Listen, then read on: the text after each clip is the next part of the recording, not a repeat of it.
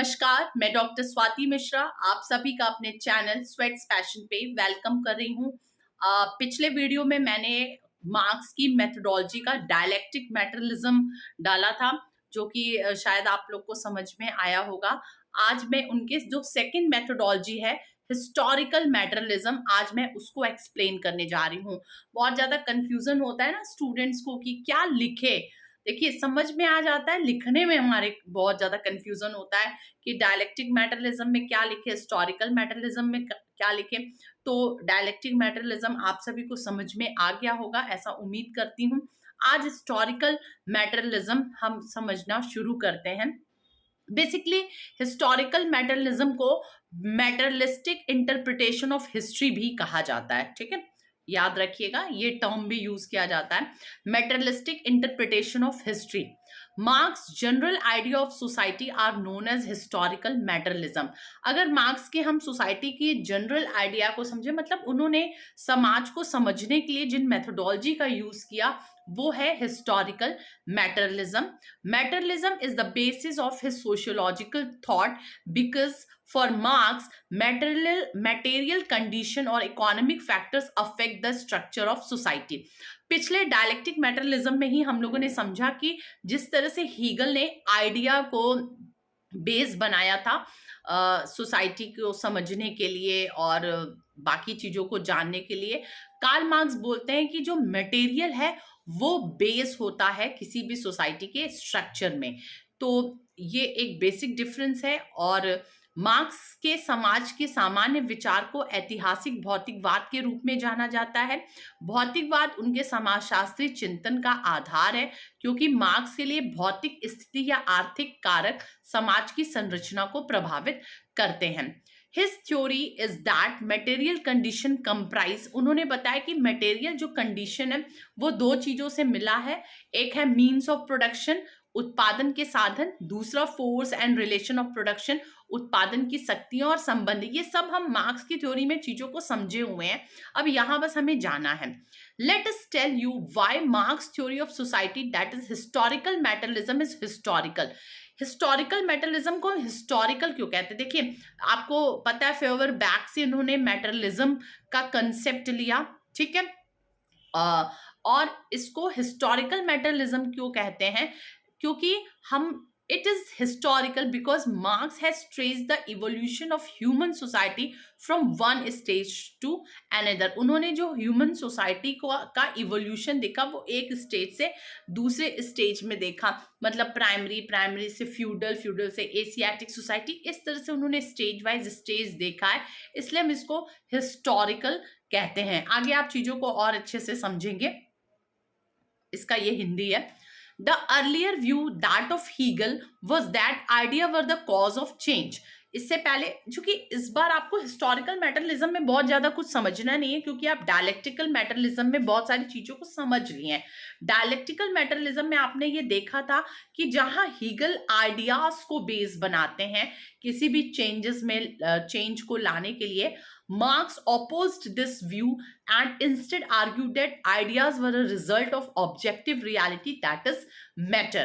पहले का विचार हेगल का यह था कि विचारों में परिवर्तन समाज में परिवर्तन का कारण है, ठीक है। मार्क्स ने इस दृष्टिकोण का विरोध किया और इसके बजाय तर्क दिया कि विचार वस्तुनिष्ठ वास्तविकता का परिणाम है, अर्थात पदार्थ। मतलब हीगल क्या कहते हैं कि पहले विचार जन्म लेता है, उसी से पदार्थ जन्म लेता है। मार्क्स ठीक उसका उल्टा कहते हैं कि पहले कोई पदार्थ होता है और तब हमारे अंदर विचारों का जन्म होता है। प्लीज मैं बार बार कह रही हूं कि आप इससे पहले वाला वीडियो डायलेक्टिकल मैटरलिज्म जरूर सुनिएगा, तभी आपको इजीली समझ में आ जाएगा। दोनों का बहुत बड़ा कोरिलेशन है आपस में। Marx notion of history was similar to that of Hegel, ठीक है, दोनों लगभग एक ही चीज कहते हैं। दैट इज इनहेरिटेंट कंट्राडिक्शन, मतलब कि जो परिवर्तन के जो तत्व हैं वो उसी चीज में ही सम्मिलित होते हैं। मतलब किसी सोसाइटी में चेंजेस क्यों आता है? क्योंकि चेंज होने के कारण जो है वो भी उसी में निहित होते हैं। आप याद करिए थीसिस, एंटीथीसिस और सिंथेसिस वाला कंसेप्ट, तब आपको ये पॉइंट आराम से समझ में आ जाएगा। But Hegel views on social change is different from the Marx, as Hegel believed in idealism whereas Marx believed in materialism. To simplify, Hegel perceived that ideas are core theoretical tool which can be related to human world and history can be better analyzed by the notion of idea. ऐसा Hegel कहते हैं कि विचार जो है वही core में है, वही मूल में है और उसी में परिवर्तन से समाज में परिवर्तन आता है। ऑन द कंट्ररी, इसके ठीक उल्टा, Marx perceive that the fundamental truth of human society depends on how human beings are structured to satisfy their material needs. Okay, बहुत ईजी है समझना अगर आप पिछला समझे हुए हैं। Hegel's philosophy is grounded in concepts which are very abstract in nature, and he even traced the succession of history based on the ideas. Marx, on the other hand, traced history as a series of economic system or a mode of production. The economic structure in different periods of human history is ordered to satisfy human material needs. History has been analyzed from the materialistic point of view. आपको जब भी marks का ये historical मैटरलिज्म समझना होगा तो आप mode of production को ही समझेंगे। मोड ऑफ प्रोडक्शन पे मैंने सेपरेट वीडियो बनाया हुआ है और यहाँ पर भी मैं आपको फिर से एक बार और एक्सप्लेन कर रही हूँ। देखिए, आपको पहले ही मैंने बताया कि हिस्टोरिकल मैटरलिज्म में हिस्टोरिकल वर्ड है। हिस्टोरिकल वर्ड क्या शो कर रहा है? ह्यूमन सोसाइटी का इवोल्यूशन, की ह्यूमन सोसाइटी कैसे इवॉल्व हो करके यहाँ तक पहुंची है। तो उसमें मोड ऑफ प्रोडक्शन का बहुत बड़ा रोल है कि मार्क्स कहते हैं कि जब जब मोड ऑफ प्रोडक्शन में चेंजेस आए, मीन्स ऑफ प्रोडक्शन में चेंजेस आए, उससे रिलेशन ऑफ प्रोडक्शन बदला और फिर उसी से सोसाइटी में चेंजेस आए। ये पूरा सीरीज है। मोड ऑफ प्रोडक्शन बदला, उससे मीन्स ऑफ प्रोडक्शन चेंज आए, फिर रिलेशन ऑफ प्रोडक्शन चेंज हुआ और फिर सोसाइटी में चेंज हुआ। अब ये मैं एक एक करके एक्सप्लेन करती हूँ। सबसे पहला जो सोसाइटी बताया मार्क्स ने बताया कि जो हिस्ट्री ऑफ मैनकाइंड रहा होगा उसकी शुरुआत primitive communal form of society से रही होगी। प्रिमिटिव कम्युनल सोसाइटी कैसी सोसाइटी होती है? जो कि सिंपलेस्ट फॉर्म ऑफ सोसाइटी है, जो कोऑपरेशन पे बेस्ड है। इस टाइम पे बहुत ज़्यादा टूल इन्वेंट नहीं हुए थे, एक सिंपल टूल्स थे एग्रीकल्चरल के लिए, ठीक है। Simple tools were used by the primitive man people और कोई भी उस समय डिवीजन नहीं था, स्ट्रैटिफिकेशन नहीं था, एक सिंपल सोसाइटी एग्जिस्ट करती थी। और इस टाइम पे उन्होंने मार्क्स ने डायलेक्टिक के 3 लॉज भी दिए हुए हैं। तो उसमें सेकेंड लॉ को हम देखते हैं, सेकेंड लॉ ऑफ डायलेक्टिक, जो कि क्वांटिटिव चेंजेस इन सोसाइटी पे बेस्ड है। मतलब production system evolved in a very rudimentary stage. मतलब उस समय जो प्रोडक्शन अगर सिस्टम शुरू भी हुआ होगा तो बहुत प्राइमरी कंडीशन में रहा होगा। ऐसा नहीं ना आज की तरह कि बड़े बड़े लेवल पर प्रोडक्शन हो रहे होंगे, ऐसा नहीं, बहुत सिंपल फॉर्म में रहा होगा। अब जब टूल्स बना थोड़ा तो थोड़ी सी प्रोडक्टिविटी बढ़ी, ठीक है। जब थोड़ी प्रोडक्टिविटी बढ़ी तो छोटे छोटे यूनिट्स डेवलप्ड हुए, डिवाइडेड इनटू स्मॉल यूनिट्स, छोटे छोटे यूनिट्स डेवलप हुए और उन यूनिट्स का क्या काम था कि अलग अलग प्रोडक्शन करना, अलग अलग तरह के। और इस तरह से मार्क्स कहते हैं कि फैमिली का कंसेप्ट जन्म लिया होगा। पहले फैमिली का कंसेप्ट नहीं था ना, हम झुंड में रहते थे, पर धीरे धीरे जैसे जैसे प्रोडक्शन बढ़ा, मतलब टूल्स बने, टूल से प्रोडक्शन बढ़ा, प्रोडक्शन से छोटे छोटे अलग अलग यूनिट्स डेवलप हुए, वही यूनिट्स आगे चल करके फैमिली का रूप लिए और उन्हीं से becomes the owners of the means of production. और यही फैमिली मीन्स ऑफ प्रोडक्शन के ओनर्स बने। मतलब चूंकि वही प्रोडक्शन प्रोसेस करते थे तो ऑब्वियस सी बात है कि वही ओनर्स बनेंगे। As a result debate argument emerge between the existing relations of production and gave birth to exploitating class in the society. और इस तरह से जब अलग अलग इस तरह से यूनिट्स डेवलप हुए होंगे तो उनके बीच में धीरे धीरे डिबेट्स और आर्ग्यूमेंट्स बढ़ा होगा और इस तरह से एक्सप्लॉयटेशन सोसाइटी में धीरे धीरे एग्जिस्ट करना शुरू किया होगा और इस तरह से सोसाइटी में क्लास का डेवलपमेंट हुआ होगा और एक नई सोसाइटी जन्म ली होगी जिसको हम कहते हैं एशियाटिक मोड ऑफ प्रोडक्शन। एक नई सोसाइटी का जन्म हुआ होगा, ठीक है। आगे चल करके बताते हैं कि वो जो नई सोसाइटी आई वो चेंज हो गई स्लेव मास्टर सोसाइटी में। मतलब this society leads to social inequality. ऐसे सोसाइटी में का जन्म हुआ होगा जिसमें सोशल इनइक्वालिटी पाया गया होगा। Relation of production based on masters absolute control over both the means of production and the slaves with their produce. अब क्या हुआ होगा जब स्लेव मास्टर सोसाइटी आई होगी, मतलब एक ऐसे सोसाइटी का जन्म हुआ होगा जिसमें एक मास्टर्स होंगे जिनका कि मीन्स ऑफ प्रोडक्शन पे कंट्रोल होगा, और दूसरे ऐसे स्लेव्स का ग्रुप होगा जो कि सिर्फ प्रोडक्शन प्रोसेस में लगे रहते होंगे, उनका कोई भी कंट्रोल नहीं रहा होगा। These contradiction between the two classes, that is master and slave, led to the qualitative change in the society। देखिए, जब भी उन्होंने डायलेक्टिक मेटरलिज्म के जो लॉज हैं उसमें सेकेंड लॉ हमेशा कहता है कि क्वालिटेटिव चेंजेस, सोसाइटी में क्वालिटेटिव चेंजेस हुआ होगा और इसी तरह से सोसाइटी चेंज हुई होगी। तो जब स्लेव और मास्टर्स में कंट्राडिक्शन हुआ होगा, आर्ग्यूमेंट हुए होंगे, डिबेट्स हुए होंगे, तो इस तरह से सोसाइटी में चेंजेस आए होंगे। The negation in slave owning society pave the way of feudal society. Negation of negation करके एक थर्ड लॉ है, मतलब एक सोसाइटी से दूसरी सोसाइटी में जाने का लॉ। तो इस तरह से स्लेव मास्टर जो सोसाइटी है वो चेंज हुई होगी फ्यूडल सोसाइटी में। और फ्यूडल सोसाइटी भी एक है निगेशन ऑफ निगेशन। जो निगेशन ऑफ निगेशन एक जो तीसरा लॉ है डायलेक्टिक मेटरलिज्म का, उसमें कि सोसाइटी किस तरह से चेंज होती है। तो जैसे एशियाटिक मोड ऑफ प्रोडक्शन रहा होगा, उसके बाद स्लेव मास्टर सोसाइटी रही होगी।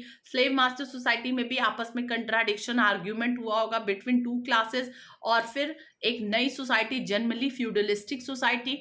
फ्यूडलिस्टिक सोसाइटी भी निगेशन ऑफ निगेशन का रहा होगा एग्जाम्पल, और फिर आगे नए सोसाइटी इस तरह से चेंज हुए होंगे। तो फ्यूडल सोसाइटी क्या है? In this society rapid qualitative changes took place in the force of production. आपको मैंने बताया सेकेंड लॉ जिसमें कि क्वालिटेटिव चेंजेस आते हैं, यहाँ भी जो प्रोडक्शन प्रोसेस है उसमें चेंज हुआ होगा। It was in this stage when non living object like water, wind etcetera were converted into renewable source of energy. धीरे धीरे ऐसा समाज आया होगा जिसमें कि हम ऐसे चीजों पे डिपेंड हुए, वाटर पे, विंड पे, एयर पे, हम इन सब चीजों को इस्तेमाल करना शुरू किए, और जो जिनका इन सब चीजों पे कब्जा रहा वो फ्यूडल लॉर्ड कहलाए, और जो उस पे जिनका शोषण हुआ इस समाज में वो सर्फ कहलाए। Trade, commerce and manufactures begin to flourish. ये फ्यूडलिस्टिक सोसाइटी ऐसी सोसाइटी है जिसमें व्यापार, ट्रेड और जो प्रोडक्शन होता है, मैन्युफैक्चरिंग, ये सब चीजों का बोलबाला था। Ultimately with the contradiction of opposite, यहाँ पर फिर अगेन हुआ फ्यूडल लॉर्ड्स और सर्फ में, जो सर्फ थे, इन दोनों में कंट्राडिक्शन हुआ, और इससे एक नई सोसाइटी का जन्म हुआ जो कि कहलाता है कैपिटलिस्ट सोसाइटी। मतलब जो फ्यूडलिस्टिक सोसाइटी में फ्यूडल लॉर्ड थे वही आगे चल करके कैपिटलिस्ट सोसाइटी में बॉर्जुइज हुए, या इंडस्ट्रियलिस्ट हुए, या कैपिटलिस्ट हुए, और उधर जो सर्फ थे फ्यूडलिस्टिक सोसाइटी में वही कैपिटलिस्ट सोसाइटी में चल करके प्रोलिटरेट कहलाए, सर्वहारा कहलाए। ठीक है, तो फिर आगे कैपिटलिस्ट सोसाइटी आया जो कि प्राइवेट ओनरशिप पे बेस्ड था। इसमें भी मीन्स ऑफ प्रोडक्शन में लोग लगे हुए थे, जिनका मीन्स ऑफ प्रोडक्शन में कंट्रोल था वो कैपिटलिस्ट और बॉर्जुइस कहलाए। जो एक्सप्लॉयटेशन जिनके साथ हो रहा था वो आपका प्रोलिटरेट कराए। और आपको पता है कि एक्सप्लॉयटेशन का क्या कारण था? Surplus value theory. आप जानते हैं सरप्लस वैल्यू थ्योरी। आप मार्क्स का जितना भी वीडियो मैंने बनाया आप उसको देखिएगा, सब कॉन्सेप्ट क्लियर हो जाएगा। सरप्लस वैल्यू थ्योरी मतलब जो एक्स्ट्रा इनकम है, अगर मान लीजिए 5 रुपए का हम कोई पेन बना रहे हैं और उसमें 2 ही रुपए लग रहा है, 3 रुपए मुनाफा है, तो 3 रुपए मुनाफा कैपिटलिस्ट में और प्रोलिटरेट दोनों में बंटना चाहिए, पर वो मुनाफा पूरा पूरा कैपिटलिस्ट रख ले रहा है। इसी को सरप्लस वैल्यू थ्योरी कहते हैं, और यही सरप्लस वैल्यू जड़ है एक्सप्लॉयटेशन का, जिससे कि जो प्रोलिटरेट क्लास है वो सोच रहा है कि मुझे इसमें मेरा हक है, क्योंकि प्रोडक्शन में तो मैं लगा हुआ था, वो हक उसे नहीं मिल पा रहा था, जिसकी वजह से एक क्रांति का जन्म होता है। और यही मैंने बताया कि ऐसे में क्लास कॉन्शियसनेस होता है, मतलब अपने अपने क्लास को लेकर के लोग कॉन्शियस होते हैं, और इस तरह से एक रेवोल्यूशन होता है, और रेवोल्यूशन के बाद से कम्युनिस्ट सोशियो इकोनॉमिक क्लास का जन्म होता है। मतलब इसमें उन्होंने कहा था कि दो तरह के क्लास होते हैं। पहले सोशलिज्म आता है जिसमें स्टेट का बहुत इंपॉर्टेंट रोल रहेगा, बट मार्क्स कहते हैं कि हमें ऐसे सोशलिज्म की भी जरूरत नहीं है।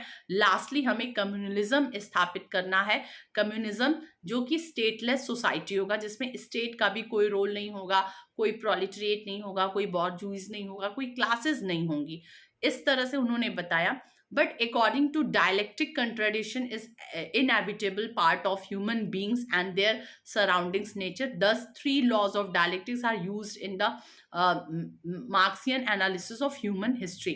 आपको मैंने बताया था कि जो dialectic law है, the law of unity and conflict of opposite, law of quantitative changes into qualitative changes, and law of the negation of the negation. ये तीन लॉ काम कर रहे हैं एक सोसाइटी से दूसरी सोसाइटी में ट्रांसफर होने के। ये तीन लॉ के वजह से ही एक समाज दूसरे समाज में परिवर्तित हो रहा है। तो ये तीन लॉ आपको जानना जरूरी है कि किस तरफ से कैसे पहले यूनिटी और फिर कन्फ्लिक्ट ऑफ अपोजिट होता है। मतलब दो क्लासेस हैं, दोनों में किस तरह से कन्फ्लिक्ट होता है।